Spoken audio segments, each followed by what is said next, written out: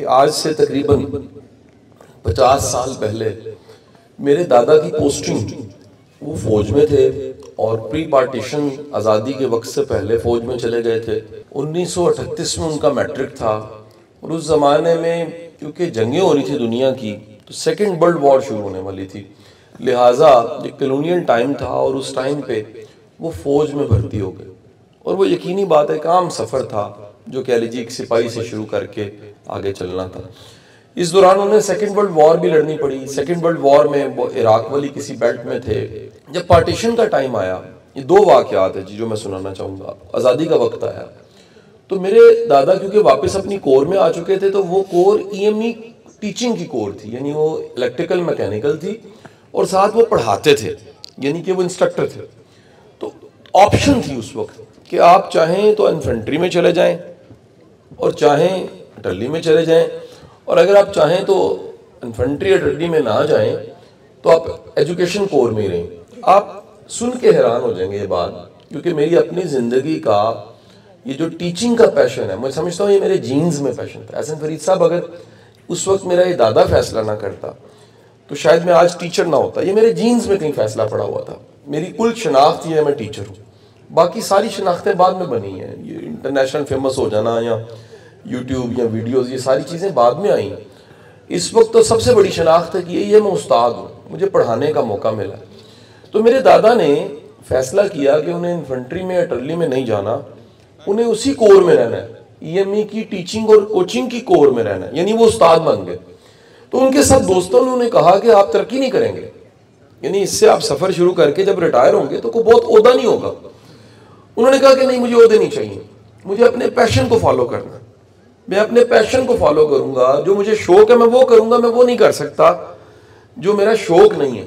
और ऐसा ही हुआ कि जब वो उनकी पोस्टिंग लाहौर में थी, मेरा ख्याल आखिरी पोस्टिंग लाहौर में थी, तो 1972 में वो रिटायर हुए। जब वो रिटायर हुए तो वो सूबेदार मेजर थे, हसन साहब सूबेदार मेजर। उस टाइम पे शायद सूबेदार मेजर भी बड़ी चीज़ होता होगा, लेकिन थे क्योंकि non commissioned officer. Commissioned officer जो होते हैं वो तरक्की कर जाते हैं, ज़्यादा ग्रो करते हैं, और नॉन कमीशन जो है उनकी मैक्सिमम ड्राइव यहाँ तक ही होती है कि सूबेदार मेजर हो जाए, सूबेदार हो जाए, सूबेदार मेजर हो जाए। अब जब वो रिटायर हुए तो यहाँ पर एक बड़ा अहम फैसला था, एक बड़ी अहम चीज़ थी जो मैं आपको बताना चाहूँगा। ये दो ही मौजूआत थे, एक ये कि पैशन को फॉलो उन्होंने किया, दूसरी बात ये थी क्योंकि पोस्टिंग लाहौर थी और बच्चे जो थे, यानी मेरे चचा और मेरी फैमिली सारे, वालिद साहब सब, फूफी मेरी फूफोस, वो सारे पढ़ रहे थे लाहौर में, स्कूलों में पढ़ रहे थे और कॉलेज भी जाने लग पड़े थे। वालिद साहब कॉलेज आ चुके थे, चचा भी गालिबन कॉलेज आ चुके थे। तो उन्होंने उस वक्त एक फ़ैसला किया, उन्होंने कहा कि हम अब शहर मुंतकिल हो जाएंगे, रिटायरमेंट। तो सब ने बड़ा बातें की। उन्होंने कहा जी कि गांव के घर का जो साइज़ है वो बहुत बड़ा है, पंजाबी में हम सेन को वेड़ा कहते हैं, ठीक है जी, वेड़ा बहुत बड़ा है। फिर ना दानों का मसला है, गंदम बड़ोले भरे हुए हैं और जो कट्टे और बच्छी हैं वो भी काफ़ी हैं, और दाल दलिया भी अच्छा चल रहा है, साग भी अपना है, मकई भी अपनी है। तो ये आप, उन्होंने कहा नहीं, ये मैं इनकार नहीं करता कि रोटी और टुक्कर बड़ा ज़रूरी होता है, लेकिन शऊर बड़ी इंपॉर्टेंट चीज़ है, और वो शऊर के लिए, अच्छी नीयत के लिए हिजरत करना बहुत अच्छा होता है। तो उसके मुकाबले में जो शहर में हमारा घर था, आप सुन के हैरान होंगे, वो सदर में आर्य बाजार के पास था। एहसन फरीद साहब उस घर का जो साइज था वो 2.5 मरले था। अब 2.5 मरले के घर, और कोई अंदाजन कह रहा हूँ कि गांव का शायद उसके मुकाबले में 2.5 कनाल होगा, या ज़मीनें होंगी। ज़मीन को हम लोग, आप लोग पता नहीं क्या कहते हैं, डेरा कहते होंगे, हमारी लैंग्वेज में मैरा होता है। हमारी गुजरात से मैं हूँ तो हम मैरा कहते हैं। मैरा इज़ डेरा, डेरा इज़ अ प्लेस जहाँ पर आपने डोर डंगर रखे हुए हैं, ट्यूबवेल लगा हुआ है और आपकी ज़मीनें। तो हमारे मेरे सब चीज़ें आबाद थी, उन्होंने सब छोड़ा। उन्होंने कहा जी मैं हैंड ओवर करता हूँ अपने कज़नों के, अपनी फैमिली के, और बच्चों को एजुकेशन के लिए उन्होंने लाहौर मुंतकिल कर दिया। मैं ये बात बताते हुए यकीन करें मेरी हमेशा आंखें नम हो जाती हैं, और मैं कभी भी गांव के कब्रिस्तान में उनकी कब्र पे जाके जब फातिहा पढ़ता हूँ तो मैं सिपाहियों वाला सलूट करता हूँ। मैं क्यों करता हूँ? मैं कहता हूँ अगर वो ये फैसला ना करते तो आज ये कासिम अली शाह के सामने ना बैठा होता। आज फैमिली में कितने डॉक्टर्स हैं, कितने इंजीनियर्स हैं, कितने अफसर हैं, कितने ओहदों पे सर्व कर रहे हैं, कितने बाहर जाके पढ़ रहे हैं। मुझसे छोटे भाई की कल फ्लाइट है, वो एक ग्रुप का कंट्री हेड है, दुबई में है, वो जापानी ग्रुप है कोई। हम सारे के सारे तालीम याफ्ता बच्चे और ज़िंदगी में कामयाब होके अच्छी ज़िंदगी गुजारने वाले बच्चे, हम इकट्ठे बैठ के ख़ानदान के बच्चे सोचते हैं कि अगर 1972 में ये फैसला ना हुआ था। अब यहाँ पर एक बड़ी जज्बाती बात है, तो गाँव का क्या बनेगा अगर सारे चले जाएंगे? मैं नहीं कह रहा जाना चाहिए, रहना चाहिए, लेकिन जो निकल गए हैं उन्हें वापस में गाँव आके गाँव वालों की सेवा ज़रूर करनी चाहिए। अगर अल्लाह आपको कामयाब कर दे तो आप पे लाजिम है कि अपनी कामयाबी में दूसरों को शामिल करें। और मेरा ख्याल है यही सबक, यही फहम जो मेरे बड़े बूढ़ों को समझ आ गया और मैंने भी समझा, यही समझ अब्दुल सलाम को भी आ गई और यही समझ इनकी फैमिली को आ गई। बड़े कम ऐसा होता है कि कोई आगे चला जाए फिर पीछे पलटे। तो एक बार इनकी पूरी फैमिली के लिए क्लैपिंग कर दें, जो निकल गए आगे।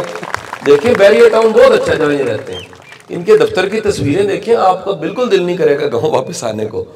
आप वसाइल देखें, रिसोर्सेज देखें, 400 बंदा माशाल्लाह काम कर रहा है, तो उसमें वहां खड़े होकर पीछे आना और पीछे आके भी ये सोचना कि इस गांव के स्कूल की हालत बेहतर हो जाए, यहाँ के लोगों की सोच बदले। मैं तो इनका घर का क्योंकि फर्द हूँ, इनका मैं बेटा हूँ, इनका बड़ा भाई हूँ मैं, तो ताल्लुक मेरा ऐसा है कि मेरी अपनी ख्वाहिश थी कि मुझे आप अपने गांव लेकर जाएं, मैं जाके वहाँ तकरीर करूंगा, मैं बात करूंगा इन बच्चों से, बुजुर्गों से। मैंने सबसे पहले अब्दुल सलाम को कहा मुझे स्कूल का नाम बता दीजिए।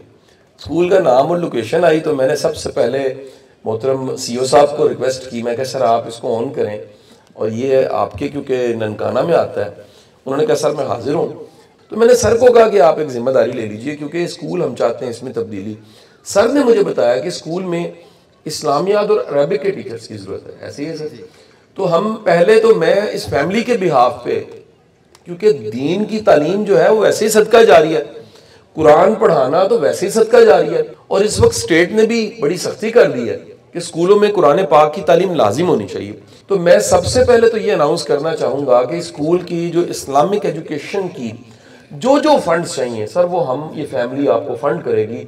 इस्लामियात का टीचर चाहिए, किताबें चाहिए, कुछ चीज़ें चाहिए। ये स्कूल अब महकमा तालीम का स्कूल नहीं है, ये स्कूल हमारा स्कूल है, ये बच्चे हमारे बच्चे हैं, ये फैमिलीज हमारी हैं, ये बुजुर्ग हमारे हैं। मैं चाहता हूँ आज से 50, 60, 70 साल बाद शायद हम ना हो, ये बच्चे बड़े हो चुके होंगे, लेकिन अब में से एक बड़ी तादाद लोगों की कब्रों में जा चुकी होगी।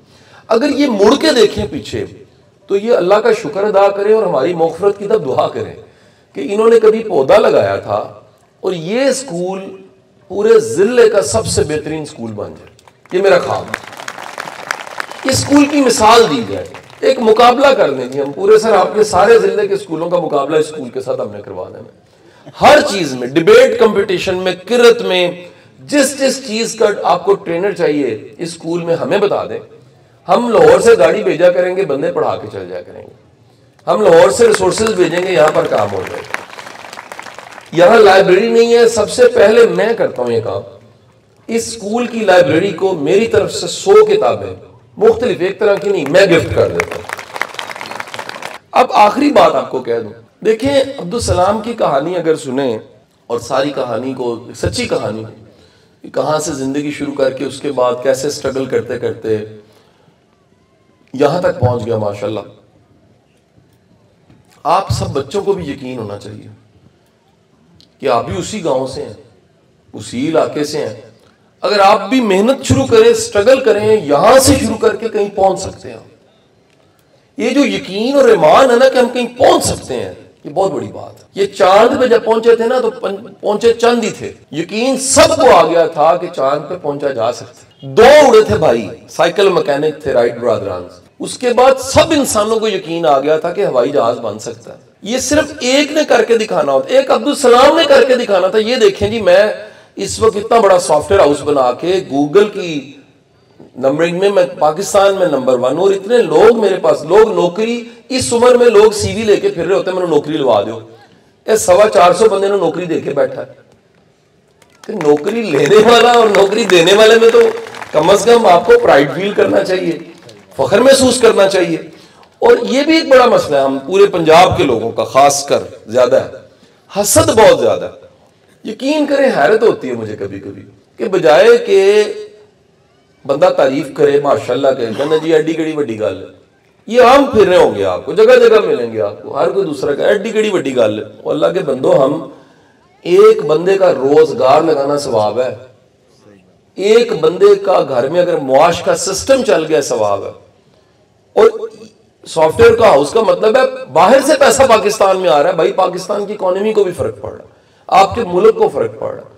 आपकी तरक्की से अगर मुल्क की तरक्की होती है तो आपकी तरक्की जायज है, लेकिन आपकी तरक्की से सिर्फ आपकी तरक्की होती है और मुल्क पीछे चले जाता है, जुल्म है, ये जुर्म और जुल्म है, ये नहीं होना चाहिए। ये जुमला क्योंकि मेरा वायरल हो गया, अल्लाह करे मेरे 28 मुल्क हो गए, मैं और मुल्क देख लूं, 28 को मुल्क तो देख लिए मैंने, यकीन करें मैंने 28 मुल्क देखे हैं, इससे ज्यादा खूबसूरत मुल्क मैंने दुनिया में कहीं नहीं देखा, इससे ज्यादा पोटेंशियल वाला मुल्क मैंने कहीं नहीं देखा। इतने चमकते चेहरे, इतने अच्छे कल्चर, इतने अच्छे खाने, इतनी अच्छी जमीन।